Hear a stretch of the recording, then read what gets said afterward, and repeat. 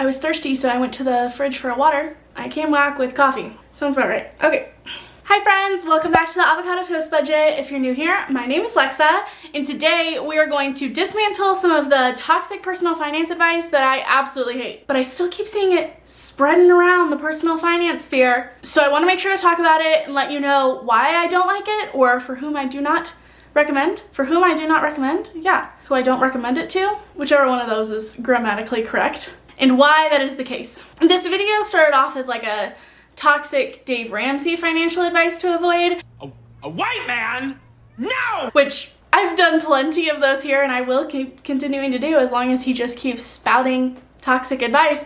But it kind of morphed more into just general advice, but let's be honest, most of these things apply to him as well. But some of these ideas came to me from like TikTok videos that I've seen going around I want to talk about. And we're gonna go ahead and just start off strong with what could be a controversial opinion. But the first thing I want to talk about is this idea that everyone would benefit from a financial advisor. Here's the thing, finances overwhelm 95% of us. They overwhelmed me until my ADHD made it like my thing that I was gonna hyper focus on. And now suddenly 2 years later, it's what I'm doing for my career. And the concept of just like paying someone to take care of it for us seems so much easier and like less stressful. But my issue is that when we talk so much about financial advisors and how great financial advisors can be for everyone, sometimes the nuance of that is left out and people are left not understanding what these fees really mean for them in the long term, and not knowing that financial advisor fees can cost them tens of thousands, if not genuinely hundreds of thousands of dollars over the long term. I'm of the opinion that like 99% of people, 95 to 99%, that's a number I made up in my head. I have no basis for that exact number, but it feels right.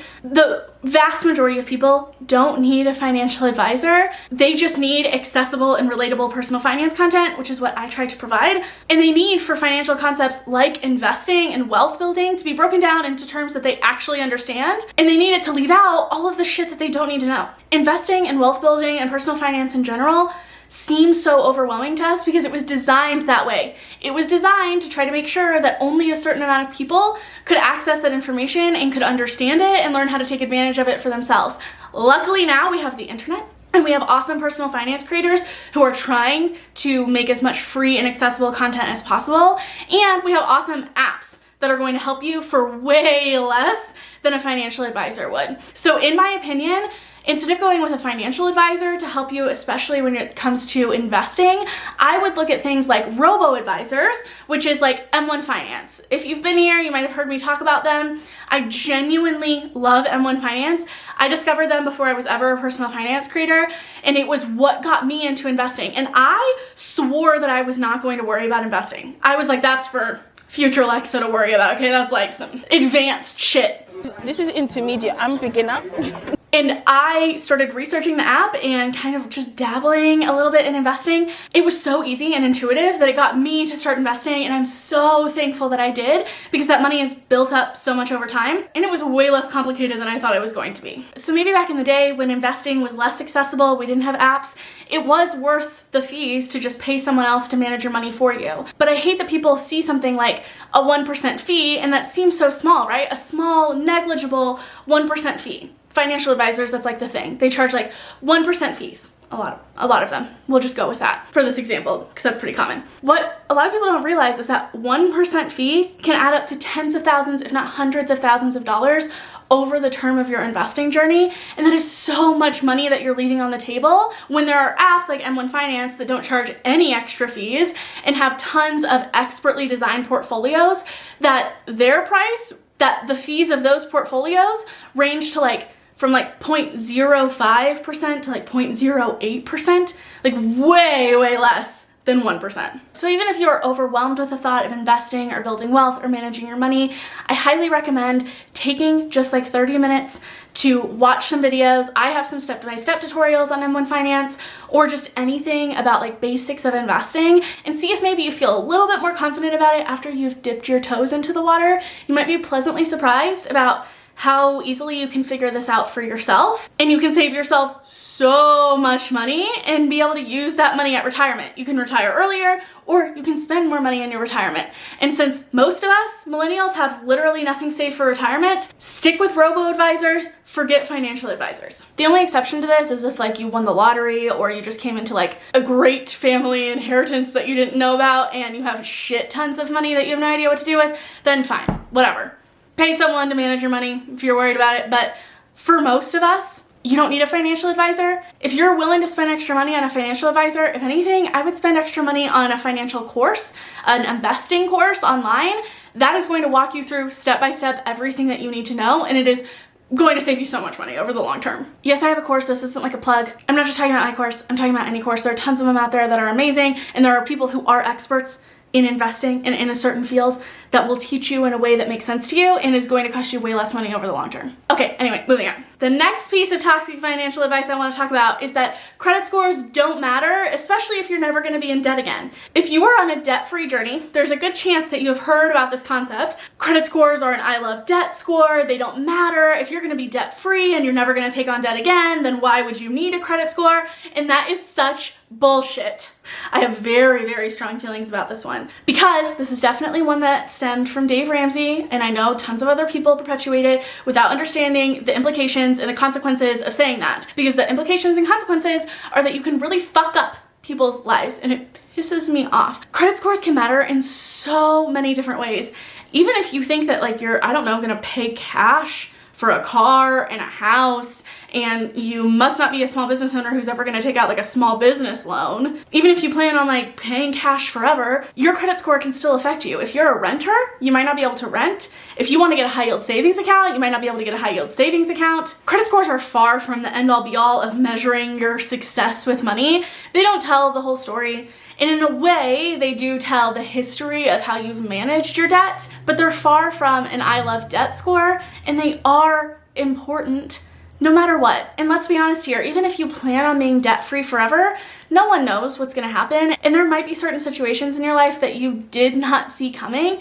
And if you find yourself in a position where you do need to take out a mortgage or a car loan, and you've listened to these people online who have told you it doesn't matter if you want to be debt-free, if you really care about being debt-free, then don't even tempt yourself with a credit score, and then suddenly you're put in a really bad position where you either can't get the loan that you need in order to access the things that you need to have a job, live, survive, have shelter, or you're left paying way more money because your credit score is so low that you're paying really high interest rates. That just doesn't feel good to me either. So I don't think that credit scores are something that you have to spend your life stressing out about, but I do think it's really important to understand the basics of credit scores and how you can start to improve yours to hopefully be able to improve your finances overall in the long term. The next thing I want to talk about are no spend challenges. People will often talk about how great no spend challenges can be to jumpstart your emergency fund or your debt payoff goals or to get you kind of back into the cycle of budgeting. And I am so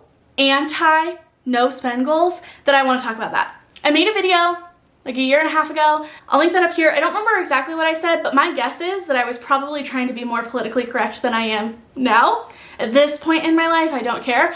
I have such an issue with no spend challenges because they create and perpetuate really unhealthy habits around money. If you don't know, no spend challenges are usually like a challenge to challenge yourself to not spend anything outside of basic money that you need to survive, like your bills and stuff. No spending on extras, groceries, eating out, fun money, get extra gas to like go extra places other than to work, things like that for a certain amount of time. Usually it's like 30 days, like a month or something. Sometimes it's even more. People have done no spend years. And while this can really help to show you how much you're spending on other things, what ends up happening a lot of times is that it creates a really toxic relationship with spending, where it makes it seem that spending is a lesser goal or not as valuable as any of your other financial goals, which I don't believe to be true, and I think can cause a really unhealthy relationship with money. But it also can cause you to really hyperfixate on money, and then usually leads to overspending,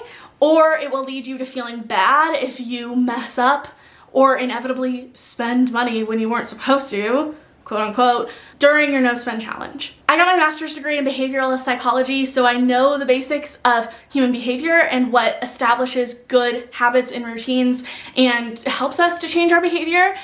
And doing that kind of purposeful restriction can be really harmful to a lot of people, especially my neurodivergent friends. If you're like me and you have ADHD, I am so against no spend challenges because it really can cause us to hyperfixate on that one thing, and it doesn't teach us healthy long-term relationships with money. It doesn't teach us how to balance spending and saving and debt payoff, and how to prioritize certain spending goals, how to figure out what is worth splurging on, what isn't. All of these things that are going to help to repair your relationship with money and help you to budget over the long term. No spending goals are like the opposite of that. So I have just found time and time again that over the long haul, for the majority of people, they don't work, and they can actually establish a lot of really unhealthy behaviors and thoughts around money. If they work for you, fantastic. I'm so glad for you. I am all about doing whatever works best for you. But if you haven't tried one yet, I would say there are so many other savings challenges you can try if you want a challenge that still finds some sort of a balance and doesn't completely focus on restriction.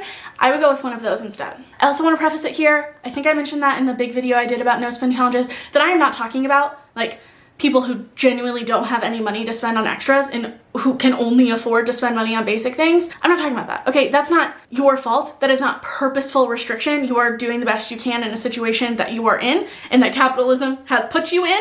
I'm not talking about that, okay? The psychology behind that, the behavior behind it, completely different. I am talking about active purposefully restricting for some sort of a savings challenge to reach your savings goals or debt payoff goals or whatever. Whew, this video was a hot one. All of this should have been on my unpopular opinions video. These are all unpopular opinions. And the next toxic piece of the financial advice that I definitely want you to avoid is whole-term life insurance. This isn't really advice, but getting whole-term life insurance, I guess, is a piece of advice. There are two different types of insurance: term life insurance and whole-term life insurance. I haven't really talked about this on my channel, I don't think, but I've seen it come up kind of like more and more often, and I want to touch on it because those two things are very different, and one of them screams scam and one of them does not. But let's talk about what it is. Usually it is sold as some form of like alternative investment or an investment that also benefits your beneficiaries when you die. It gives them some form of income to provide them with some form of financial stability. It is a form of permanent life insurance that basically covers you as long as payments continue to be made. Usually whole-term life insurance is sold by very charismatic people, think timeshare, who are going to prey upon our worry about what is going to happen to our loved ones if something were to happen to us, and it's going to make it sound like a fantastic investment. And they will often glaze over fees and what your returns on these investments actually look like. And whole life insurance payments are usually astronomical, not accessible in the first place to most people. But when it comes to us worrying about like us not wanting to leave the people that we love in a bad situation, a lot of us might be willing to justify these bigger payments thinking that this is our best option, this is our only option, and that's not the case. But here's the reality. It is almost never the best investment, and it charges fees that are only there to benefit the seller, not to benefit you. 99% of people would benefit way more from investing any money that they would spend on payments toward their whole life insurance and investing that instead in index funds, ETFs, all of those basic concepts of investing that I've talked about here on the channel. Those have extremely low fees, especially in comparison to things that you see with whole life insurance. If you want some form of life insurance, I would look into term life insurance.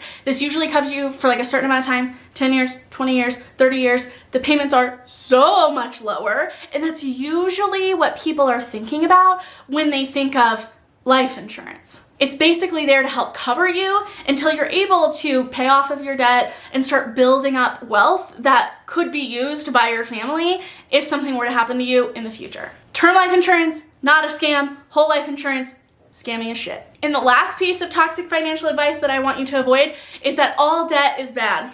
Again, shout out to my dude Dave Ramsey, who started this shit. I think probably someone before him, but he definitely popularized this concept, okay? Not only did he try to make debt seem like a sin, or make debt a spiritual thing, which is someone who grew up as Irish Catholic, I can tell you, no. But also, he tried to take a moral spin onto debt, and that all debt, no matter what, is bad. The thing is that when wealthy people use debt, it's called leverage. But when people who call into Dave Ramsey's talk show to talk about their debt, then it's called a stupid, moronic financial decision. This villainizing of debt came from Dave Ramsey's form of like evangelical personal finance education, and it's so weird to me because the Bible itself doesn't even talk about debt as being a moral thing. In fact, it says that we should forgive all debt every 7 years. So this concept of like being in debt being a bad thing and being the thing that you need to rush toward at all costs is great to sell courses, but it ends up perpetuating this lie and this belief that our worth is tied to our net worth, is tied to how much debt that we have, and that being debt-free is the only valid financial goal that there really is. And that's so not true. And me saying that not all debt is bad is not me trying to glaze over the fact that a lot of times people who are in debt, it's really stressful. I've been there. I was in $20,000 of credit card debt. I still have tons of student loans. I know how stressful navigating that can be, how much it sucks to watch a lot of your money go toward debt payments. So I want to hold space for that. I don't want to glaze over that, but I also want to acknowledge the fact that that doesn't make all debt bad, and it also doesn't make you a bad person for being in debt. So while many of us can end up in debt that doesn't benefit us or our financial goals, the solution isn't to paint this black and white picture of all debt being bad. Like any healthy relationship, when it comes to managing your money and managing your debt, it's all about establishing boundaries, establishing what is important to you, and figuring out if debt is your number one goal and if debt can actually benefit you. Because debt like a mortgage or a car loan or other low interest debt might actually allow you to reach different life and financial goals in a healthy way that doesn't set you back or stress you out. It can actually propel you forward and make you feel a lot more confident with money. So I think it's really important in personal finance that we leave room for those nuances, except when it comes to whole life insurance. Who am I kidding? It's probably hypocritical for me to say, and that we have conversations about the bad sides of debt, but also the good sides of debt and the neutral sides of debt. If you need to take on an auto loan to buy a car so that you can get to work, that's not a bad thing. If you have to take on medical debt because you had to go to the hospital to make sure that you were taken care of, and you live in a country that doesn't consider a basic human necessity to be a human right that should be free for all, that's not a bad thing. That's not on you. That doesn't make debt bad. If you have to put groceries on a credit card, does that make that debt bad? No, it doesn't. It doesn't mean that that debt isn't stressful, but it also doesn't mean that the debt necessarily is stressful or that it necessarily is impeding your life in all ways. Sometimes taking on debt is the best financial decision that you can make for yourself at that moment. And it's just important that you figure out what works best for you. I hope that you enjoyed this video and this very ranty video. And I hope that editing Lexa doesn't regret all of my decisions that current Lexa is making. I guess I'm just like in a mood right now. A no filter mood. Let me know down in the comments, do you agree with what I said? Do you disagree? Do you think some of this advice is actually really healthy advice? Do you have other toxic financial advice that you hate, or shit that's been said online or said to you that you were not here for? Let me know down in the comments below. I always love hearing your guys' stories and your takes. Thank you all so much for watching, and I will see you all next time. Bye.